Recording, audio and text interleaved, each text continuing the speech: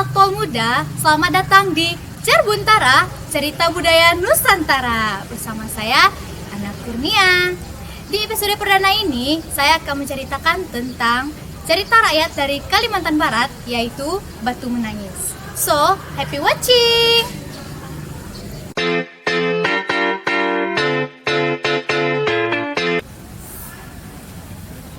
Alkisah, di sebuah desa Kalimantan Barat, hiduplah sepasang orang tua yang tinggal bersama anaknya yang bernama Darmi. Mereka mencukupi kebutuhan sehari-hari dengan bertani. Dan mereka juga tidur dengan nyaman di rumah yang sederhana dan makan dengan hasil panen yang melimpah. Dan mereka menjadi sulit setelah ayah Darmi meninggal dunia. Ibu Darmilah yang bekerja di sawah dan bahkan hanya mendapat upah harian yang tidak seberapa. Meskipun melihat sang ibu kesusahan, Darmi tidak pernah membantu sedikit pun. "Darmi, ayo bantu ibu ke sawah karena banyak yang harus dikerjakan," pinta sang ibu. Darmi pun menjawab bahwa ia tidak ingin berangkat ke sawah. Meskipun sang ibu sudah memohon berkali-kali, namun tetap saja jawabannya pun tidak berubah. Ia sudah terkenal keras kepala dan susah dibujuk. Meskipun ibunya sudah tahu bahwa anaknya keras kepala, namun ibu Darmi tetap saja sakit hati dan terluka. Darmi sangat rajin mempercantik dirinya dan mengagumi pantulan wajahnya di cermin. Tak heran, warga desa pun mengagumi dan mengakui kecantikan wanita muda itu. Namun sayangnya, kecantikannya itu tidak sama seperti akhlaknya. Suatu hari, Darmi meminta uang kepada ibunya untuk membeli peralatan kecantikan. "Bu, uang hari ini Darmi pakai ya. Soalnya peralatan kecantikanku udah habis, jadi aku gak bisa bersolek." Ibu pun menjawab, "Tapi nak, uang ini hanya cukup untuk memenuhi kebutuhan sehari-hari saja. Jika kamu menggunakannya, nanti kita harus makan apa?" Setelah mendengar itu, Darmi tidak bergeming. "Itu perkara mudah kan, Bu? Ibu bisa kerja lagi di sawah untuk dapatkan uang," rengek Darmi.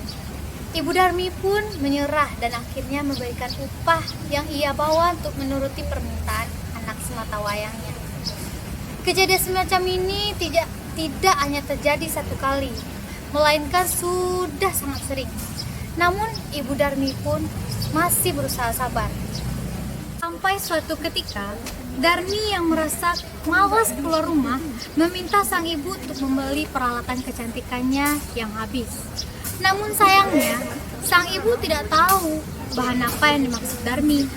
Beliau pun berkata, "Nak, lebih baik kamu ikut saja ke pasar karena ibu tidak tahu kosmetik apa yang kamu gunakan," jawab sang ibu. "Aku harus ke pasar? Aku tidak mau, Bu. Hari ini panas dan pasar itu kotor. Aku tidak mau berangkat ke sana." Setelah dibujuk, Darmi pun mau ikut ke sana dengan satu syarat, yaitu agar ibunya berjalan di belakangnya.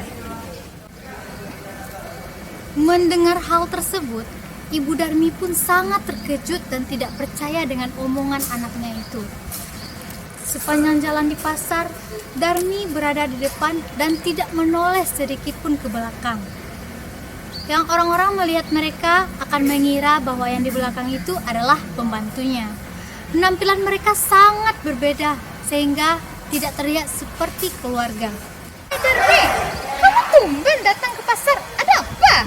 tanya teman Darmi yang kebetulan berbelanja di pasar.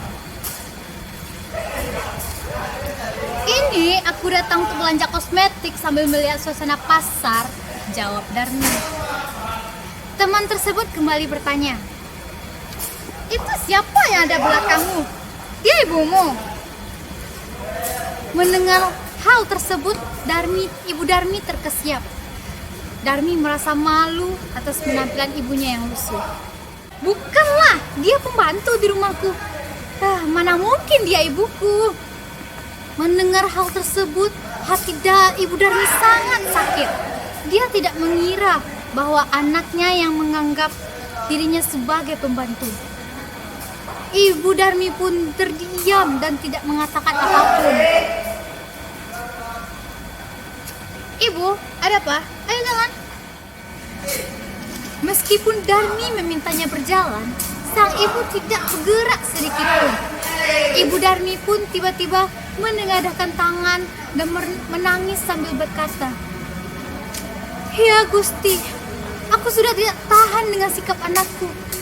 Tolong berikan pelajaran yang setimpal atas apa yang telah dilakukannya padaku. Aku benar-benar mohon padamu ya Tuhan." Tidak lama setelah itu, langit pun menjadi mendung.